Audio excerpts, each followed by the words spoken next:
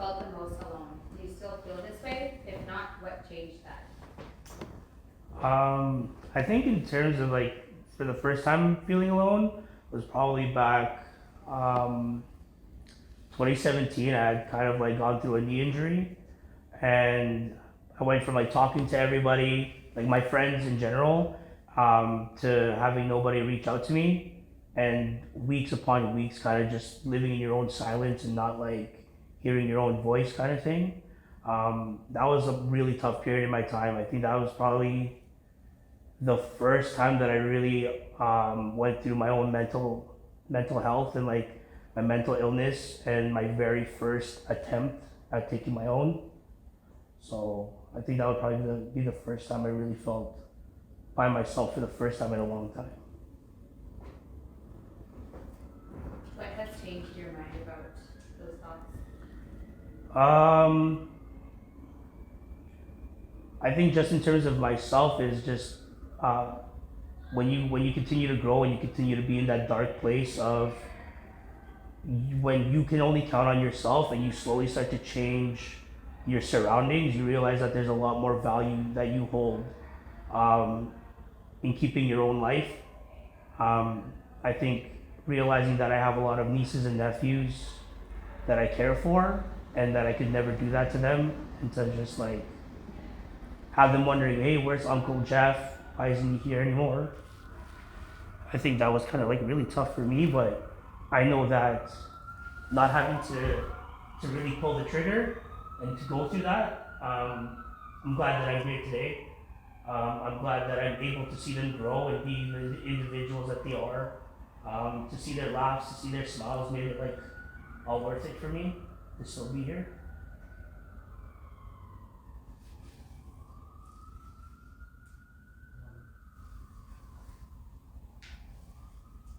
What was something that you did to help you change your mind about doing that to yourself? Is there something that you started doing? If it change in mindset or change in routine? A little bit of both. I started watching like obviously like motivational videos, inspirational videos. I started reading a lot more. In terms of self help, the number one practices that I've been doing and I still do it today is I take 5 minutes at the end of the night, expressing the good things that I've done, the good things that will come, and that the good things are always going to be around. No matter how down I feel, that's the worst that it's going to get, and that I know if I can make it through today, when I look at tomorrow, things will be better. The one thing that I do in the morning is the same thing. I tell myself that things will always be better. We're gonna have a good day. Um, but I'm also blessed in the situations that there are other people struggling, and I don't mean to make it sound that I'm comparing other people, but there's people that have worse situations that I'm in. And I should just be grateful for what I have and continue to be blessed with. When you were going through like those like really tougher times a couple of years ago, was there like something that you desperately like needed, like whether that was just like a hug or like anything? So I find that when we go through those times, like we don't talk a lot about like the things that we need because sometimes we think it's a disservice to ask. Mm-hmm. I think at that time in my life, I was so used to being accepted by my peers that I never, for the first time in my life, I actually really felt rejected by everybody that was around me. And I didn't know how to accept that. And once I learned how to accept that, I think the turning point was you just have to find other people that value what you bring. And I think that was kind of huge for me. That was a huge turnaround that at some point in your life, whether you're in your early 20s, or you're in your late 30s, whatever it may be, you're always going to outgrow people or people are going to outgrow you. But the only person that you ever are going to have is yourself. And I think that's probably the best thing that I realized was if I can get through these dark times by myself, there's nothing that can stop me anymore from achieving what I want to do. So, So you mentioned acceptance. I know that can vary like, based on the kind of your situations and everything. So I want to ask, like, what is acceptance to you? What does that entail?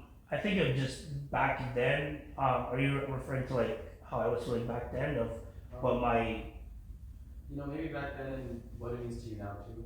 Okay. Back then I guess it was more of always wanting to be invited to parties, always being the first one to be called to hang out and stuff. Always just like being that go-to guy of, hey Jeff, like let's hang out, this and that. And slowly when the calls started to to stop, that's when it hit me. But I think now today I'm okay with that, right? Relationships are always a two-way street, right? And for me back then, I'd like to play the victim, I guess per se, of oh these guys don't call me, they don't like me. But also at the same time, it's what did I do to reach out to you guys to either hang out, or even in my darkest times, what did I do to reach out for help? Right? I think that's kind of what I was learning from then till now. What does it feel like to be lost and to lose yourself? Have you experienced that personally in some way?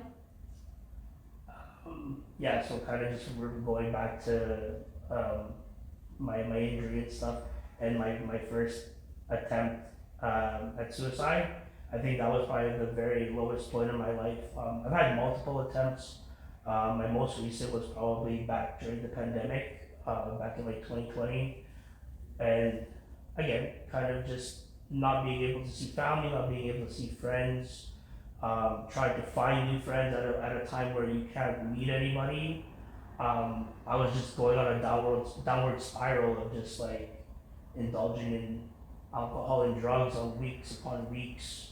Um, and it got to the point where I was just numb. Like I didn't care if I woke up tomorrow. I didn't care if I just wasn't here.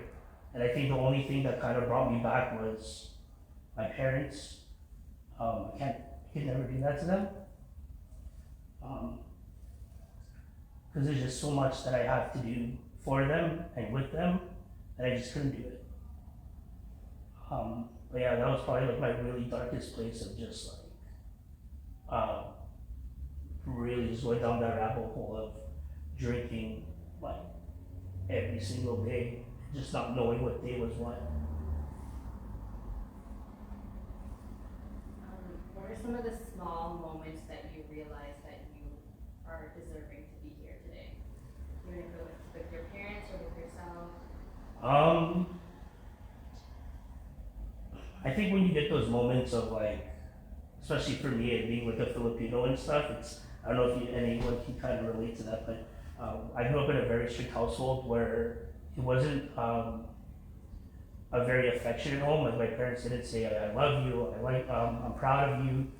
And I think recently when I finally got that, where I'm like helping my dad with the finances or helping him just whatever it is, just kind of doing things out of because I want to, and having my dad tell me that he was proud of me, I think that's kind of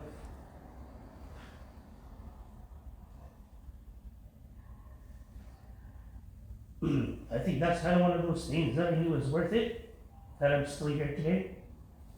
Because, again, growing up and not hearing like that I love you or Jeff, I love you and this is what you do for me, like when you finally hear that from your parents, it just means so much. And I knew it was worth it.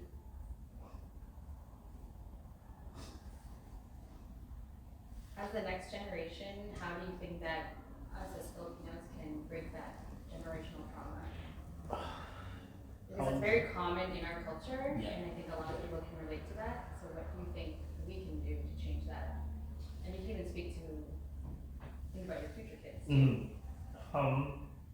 I think as where we are right now, we're doing a great job, right? It's not only just in our culture. When you really break it down, it's everybody in this generation. It's we all had trouble expressing who we are and how we are, and I think like you asked about being in the Filipino culture, I think as Filipinos we kind of go with the wave as well.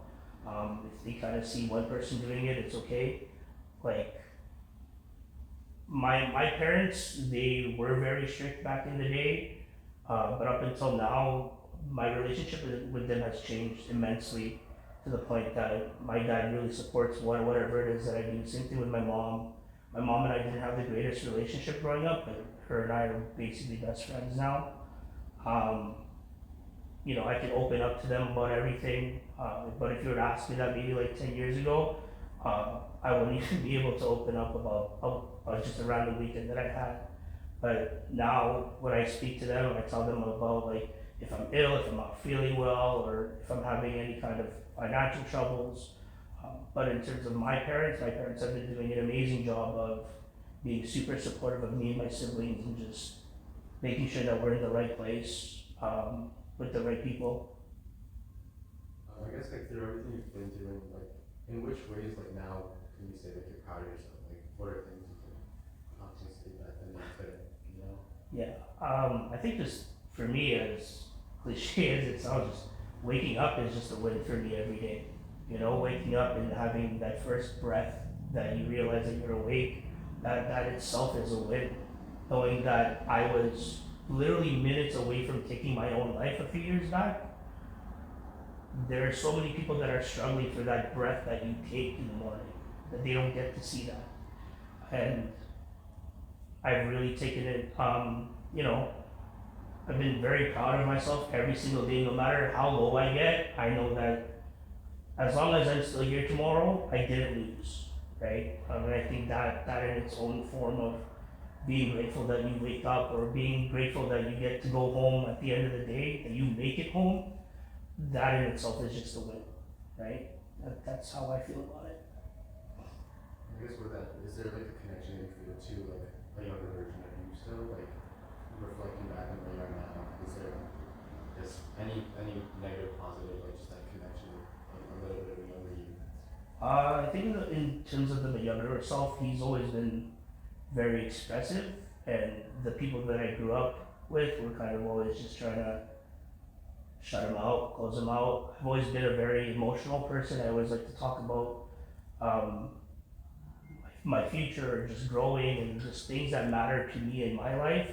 And the circle that I had when I was younger probably wasn't with the right group of people. But they're amazing people. It's just that at some point in my life, I realized that we kind of outgrew each other, um, and that they weren't right for me.